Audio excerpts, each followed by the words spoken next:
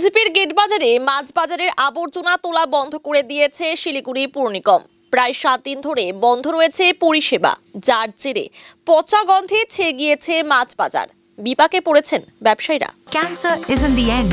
With the right care, it can be the start of a new beginning. Hope and Heal Cancer Hospital, where hope is real and healing truly begins.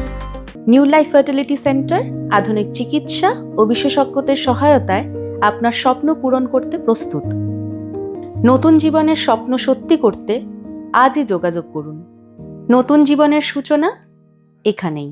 ব্যবসায়ীরা জানান, পৌর নিগমকে মাসিক টাকা প্রদান করার পরেও তাদের পরিষেবা দেওয়া হচ্ছে না। পৌর নিগমের পক্ষ থেকে কেউ মাসিক টাকা নিতেও আসছেন না। কেন হঠাৎ করে পৌর নিগম এই ধরনের সিদ্ধান্ত গ্রহণ করলো তা অনেকের অজানা।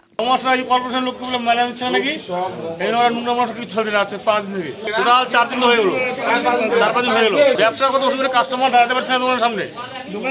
আমার নিজে দোকান বন্ধ করেছে 3 দিন আছে, কি করবো? বাজার কমিটি খালি বলছে দেখছি ওরা কোনো সিদ্ধান্ত নিচ্ছেই না। আজকে 5 দিন দেখতেছে 4 দিন ধরে দেখেই যাচ্ছে। অবশ্যই তো দেখতেছিস তো, সব সমস্যার সময় সামনেই আছে। বাজারের লোক বাজারে পোকা হয়ে গেছে, পোকা হয়ে গেছে, বাজারের লোক দাঁড়াতে পারতেছে না। লোক এসে আমাদেরকে বলতেছে দাদা এই যে বাজারটা এরকম নোংরা তো ছিল না আগে। বাজার কমিটি জানে, বাজার কমিটি জিনিস চললে বলতেছে দেখতেছি আজকে 4 দিন ধরে দেখেই যাচ্ছে। ব্যবসা কি করবো, পোকা হয়ে আছে জানেন, এরকম দোকানদার আসছে মুখে, দোকানদার টিকা যাচ্ছে না, কাস্টমার পর্যন্ত আগে আঙুল দিয়ে বাজারে ঢুকতেছে জানেন। ওই জন্য দোকানটা বন্ধ রাখছে, কালকে থেকে দোকান বন্ধ রাখছে। এটা 7 দিন হয়ে গেল আজকে। বাজার কমিটি আর কর্পোরেশন বলছে ওরা নাকি টাকা পাচ্ছে না, কিন্তু বাজার কমিটির যত দোকানদার আছে বাজারের, মাছ বাজার বলো, মুরগি ব্যবসায়ী বলো, ওরা বলছে কেউ টাকা তুলতে আসছে না। কর্পোরেশন তো নিজেই বলেছে টাকা পাচ্ছে না দেখে কাজ বন্ধ রাখছে। এই বিষয়ে গেট বাজার কমিটির চেয়ারম্যান কাজল বিশ্ব শর্মা জানান, ব্যবসায়ীরা অর্থ প্রদান বন্ধ করার জন্যই এই সমস্যার সৃষ্টি হয়েছে।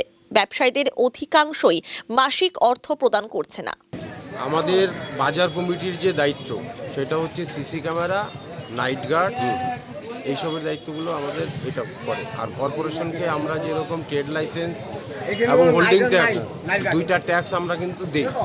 আর কর্পোরেশন থেকে বলা হয়েছিল প্রত্যেক দোকানদার থেকে মাছ, মাংস এবং সবজির দোকানে বেশি করে নোংরাটা হয়, তাদের থেকে প্রত্যেক দিন 6 টাকা করে নেওয়ার কথা ছিল এবং সেই জন্য লোক আসছিল।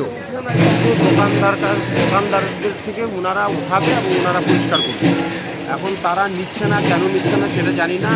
আমি বলছি না, জানি যে মাঝখানে নিতে আসছিল, তাতে অনেক দোকানদার টাকা দিতে চায় না।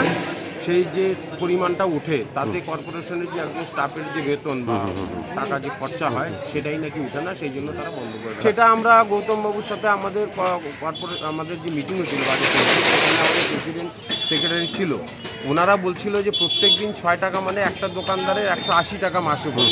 সেইটা না নিয়ে প্রত্যেকটা দোকানদারকে যদি মাসিক হিসাবে একটা সামান্য টাকা নেওয়া হয় তাহলে প্রত্যেকেই হয়তো দিতে ইচ্ছুক হবে বা দিতে পারবে, কারণ প্রত্যেক দিন 6 টাকাটাও মানে অতিরিক্ত হয়ে যায়। আর যদি মাসিক নেয়, সেটা যদি ওনাদের ওয়ার্ড অফিস থেকেও নেয় সপ্তাহে বা মাসে যদি নেয় একবারে, তাহলে সবাই দিতে ইচ্ছুক আছে, দিবে। আর এখন যেহেতু প্রত্যেক দিন 6 টাকা, সেই জন্য অনেক দোকানদারই দিতে চাইছে না।